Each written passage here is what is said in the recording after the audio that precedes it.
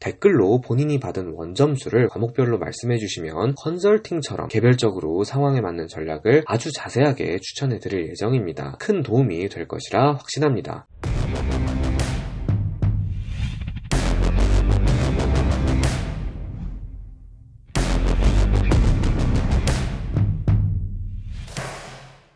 안녕하세요, 이쌤입니다. 오늘 컨텐츠에서는 지난 5월 8일 시행된 2026학년도 5월 모의고사의 관전 포인트들을 다뤄보도록 하겠습니다. 시작하기에 앞서 올해의 모의고사 리뷰 시리즈는 어떤 부분에 초점을 맞출 예정인지 말씀드리겠습니다. 첫 번째 요소는 작년과 동일한데 시험 출제 경향에 따른 변동성을 말씀드릴 예정입니다. 정시 전략을 세울 때는 난이도보다 변동성이 훨씬 중요합니다. 영어 과목을 제외하고는 상대평가기 때문에 난이도가 어떻든 1등급은 4%까지, 2등급은 11%까지, 3등급은 23%까지인 것이 변하지 않습니다. 그러나 변동성이 심할 경우 역전을 하는 학생도 역전을 당하는 학생도 많아지기에 많은 변수가 생기게 됩니다. 그러니 정시 전략을 세울 때는 변동성이 심한 해인지 적은 해인지를 알아야 합니다. 두 번째로 초점을 맞출 부분은 의대 증원과 취소, 메디컬 광풍 현상에서 비롯된 여러 파급 효과들에 따른 변동성입니다. 작년 정시는 변동성이 매우 큰 편이었습니다. 작년에 업로드했던 2025학년도 정시 전망 영상에서도 이미 변동성이 클 것을 사전에 예상한 바 있지만 제가 초반에 생각했던 것보다도 훨씬 더 큰 변동성을 가지고 입시가 진행되었습니다. 단순히 의대 정원 확대로 인해 입결이 낮아지는 것을 넘어서 최상위권 N수생의 대거 유입, 메디컬 반수생들의 지나친 상향 지원, 메디컬 비지망생들의 사탐런 등 여러 가지 변수가 발생했었습니다. 올해는 의대 증원이 취소되었으니 또 다른 형태의 변동성이 나타날 것으로 예상됩니다. 즉, 오늘은 수능이 5월 모의고사처럼 출제된다면 정시에서 어떤 일이 펼쳐지는지를 알려드리도록 하겠습니다. 메디컬 광풍과 의대 증원 취소, 사탐론 등으로 인한 변동성은 올해 수능 때도 확실하게 예고되어 있는 만큼 꼭 알아두시는 게 좋고, 과목별 출제 경향성은 수능 때 달라질 수 있겠지만 우리가 모의고사를 응시하는 이유가 수능 때 똑같은 문제가 출제되기 때문이 아닌 것처럼 기본기를 잘 쌓고 원리를 습득하는 과정은 나중에 정시 입시를 치를 때 매우 중요하게 작용할 것입니다. 그러면 본격적으로 시작해보도록 하겠습니다. 먼저 과목별 출제 경향성에 따른 변동성 분석입니다. 결론부터 말씀드리자면 수능이 5월 모의고사처럼 출제되면 변동성이 매우 커질 거라고 말씀드릴 수 있겠습니다. 이유는 다르지만 결과는 3월 모의고사와 똑같습니다. 국어는 지나치게 쉽게 출제되었습니다. N수생이 포함된 시험이었다면 한 문제만 틀려도 2등급이 나올 가능성이 있을 정도였습니다. 작년에도 제가 여러 번 말씀드린 바 있는데 난이도는 변동성과 기본적으로 별개로 봐야 하지만 너무 쉽거나 너무 어렵게 출제되면 변동성이 커질 수밖에 없습니다. 문제가 특이사항 없이 정석적으로 출제된다면 1등급을 받아야 할 학생이 1등급을 받고 2등급을 받아야 할 학생이 2등급을 받는 등 정직하게 실력에 맞는 점수를 받는 학생들이 늘어날 것입니다. 그러나 시험이 너무 쉽게 출제된다면 최상위권도 조금만 실수하면 등급이 내려갈 수 있고 최상위권이 아닌 학생들도 집중력을 잃지 않고 실수만 하지 않는다면 높은 점수를 기록할 수 있습니다. 역전을 하는 일도 증가하고 역전을 당하는 일도 증가하기 때문에 변동성이 커질 수밖에 없다는 겁니다. 수학은 전혀 다른 이유로 변동성이 크게 출제되었습니다. 일단 난이도가 상당히 높았습니다. 난이도가 지나치게 어려우면 최상위권도 어려운 문항을 푸는데 실패하게 되고 오히려 쉬운 문항을 확실하게 마치려는 다른 학생들에게 역전을 당하는 경우가 종종 생기곤 합니다. 게다가 이번에는 22번 문항도 굉장히 독특하게 출제되었습니다. 해당 문항은 번뜩이는 아이디어가 필요한 게 아니라 엄청난 노가다가 필요한 문제입니다. 따라서 실력을 판가름하기가 어렵습니다. 학부모님들도 쉽게 이해하실 수 있도록 설명해 드리자면 95만 3,649 곱하기 47만 2,831을 계산하라는 문제와 비슷합니다. 수학을 잘하는 학생이라 해도 실수 없이 빠르게 푼다는 보장이 없고 대신 반대로 수학을 못하는 학생이라 해도 시간과 공을 들이면 반드시 풀 수 있는 문제입니다. 마지막으로 영어는 또 다른 이유로 변동성이 크게 출제되었습니다. 영어는 절대평가이기 때문에 난이도 자체가 곧 변동성으로 작용합니다. 실제로 이번 영어는 꽤 어렵게 출제되었습니다. 변동성이 아닌 난이도에 대한 설명은 정시 컨설턴트인 저보다 해당 과목을 가르치시는 강사님들의 설명이 훨씬 정확할 것이기에 자세한 설명은 생략하도록 하겠습니다. 있습니다. 정리하자면 공통과목은 모두 변동성이 크게 출제되었습니다. 역전을 하는 경우도 당하는 경우도 많아져서 본인의 실력에 맞지 않는 점수를 받은 학생들이 많아질 거라는 뜻입니다. 그러니 수능도 이런 식으로 문제가 출제된다면 지원 트렌드에도 영향을 줄 것이고 변동성이 커질 수밖에 없습니다. 다음으로는 출제 경향성과 상관없이 올해 이미 예고되어 있는 변동성에 대해서 말씀드리겠습니다. 수능이 5월 모의고사와 똑같이 출제될 리는 없으므로 방금까지 말씀드린 파트는 기본기를 쌓는 과정일 뿐 2026학년도의 정시 분위기를 미리 보는 것이라고는 말할 수 없습니다. 그러나 지금부터 말씀드릴 현상은 올해 확실하게 벌어질 일입니다. 그러니 더욱 집중해 주시면 좋을 것 같습니다. 요즘 수능에는 두 가지 별명이 있습니다. 첫 번째는 세기말 수능이고 두 번째는 의대고시입니다. 이 두 가지 별명이 모두 암시하는 것은 현역 학생들이 등급을 따기가 너무 어렵다는 것입니다. 안 그래도 메디컬 광풍 현상과 교육과정 개편을 앞두고 점점 최상위권이 적체되는 현상이 나타날 수밖에 없는데 의대 증원이 여기에 기름을 부었습니다. 물론 지금은 취소가 되긴 했지만 여전히 최상위권 N수생들은 그대로 남아있고 그 수치는 역대 최대로 유지되고 있습니다. 따라서 현역 학생들은 등급을 따기가 너무나 어려운 상황이 맞습니다. 그러다 보니 원하는 만큼 수능을 잘 본 학생들의 수가 크게 줄어들었습니다. 그렇다 보니 지원 트렌드에도 큰 변화가 발생했습니다. 기대 이하의 수능 성적을 받은 학생들이 크게 늘어났기 때문입니다. 학생들이 기대 이상의 성적을 받거나 딱 기대만큼의 성적을 받으면 굳이 무리해서 상향 지원을 하지 않습니다. 목표 대학에 지원해도 합격 확률이 높기 때문입니다. 그래서 이런 학생들은 반드시 적정, 안정 라인에서 2장 이상은 지원하려는 경향성을 보입니다. 그러나 기대 이하의 성적을 받으면 전혀 그렇지 않습니다. 본인에게 적정, 안정으로 잡히는 대학은 전혀 본인이 원했던 곳이 아니기 때문입니다. 그렇다 보니 3장 중 2장은 상향으로 도전하는 경우가 많습니다. 단 이 경우 나머지 1장은 반드시 붙어야 하기 때문에 적정, 안정보다도 더 낮게 지원합니다. 어차피 적정이든 안정이든 하향이든 마음에 들지 않는 대학인 건 똑같고 상향 지원 2개를 하기 위해서는 합격 확률 100%짜리 카드가 하나는 있어야 하기 때문입니다. 그래서 정리하자면 변동성이 클수록 상향 지원의 합격 확률이 올라가는 대신 안정 지원의 합격 확률이 떨어지고 변동성이 작을수록 안정 지원의 합격 확률이 올라가는 대신 상향 지원의 합격 확률이 떨어지게 됩니다. 변동성이 크다는 의미는 기대 이하의 성적을 거둔 학생들이 많아지게 된다는 뜻이고 결국 성적에 맞지 않는 대학을 지원하는 학생들이 많아지게 되는 겁니다. 그러니 펑크가 나는 곳도 폭발하는 곳도 동시에 많아질 수밖에 없는 것이죠. 펑크 나는 곳이 증가하니 상향 지원을 하는 학생에게는 기회가 될 수도 있는 거고 폭발하는 곳이 증가하니 안정 지원을 하는 학생들에게는 리스크가 될 수도 있는 것입니다. 지금까지 5월 모의고사가 수능이었다면 변동성이 얼마나 커질지 자세하게 말씀드렸습니다. 그렇다면 변동성이 큰 건 알겠는데 큰 변동성 아래에서 어떻게 전략을 짜야 할지 고민하시는 분들이 많을 것으로 예상합니다. 댓글로 본인이 받은 원점수를 과목별로 말씀해 주시면 컨설팅처럼 개별적으로 상황에 맞는 전략을 아주 자세하게 추천해 드릴 예정입니다. 적정 대학이 어디인지 뿐만 아니라 정시 전략을 세울 때 어떤 점들을 고려해야 하는지 자세하게 알려드릴 예정이니까 많은 관심 부탁드립니다. 큰 도움이 될 것이라 확신합니다. 댓글은 5월 23일 자정까지 달린 댓글을 기준으로 하겠으며 제가 설명해드릴 만한 내용, 특이사항이 많을수록 선정 확률이 올라갑니다. 그러나 혹시나 선정되지 못했더라도 모의 컨설팅 컨텐츠는 신청자뿐만 아니라 영상을 보시는 모든 분이 도움을 받을 수 있도록 제작되는 컨텐츠니까 아쉬워하실 필요는 없다는 점 참고해 주시길 바랍니다. 그러면 오늘의 컨텐츠가 5월 모의고사를 응시한 학생들과 장기적으로 입시를 준비하고 계시는 학부모님들께 많은 도움이 되었길 바랍니다. 감사합니다.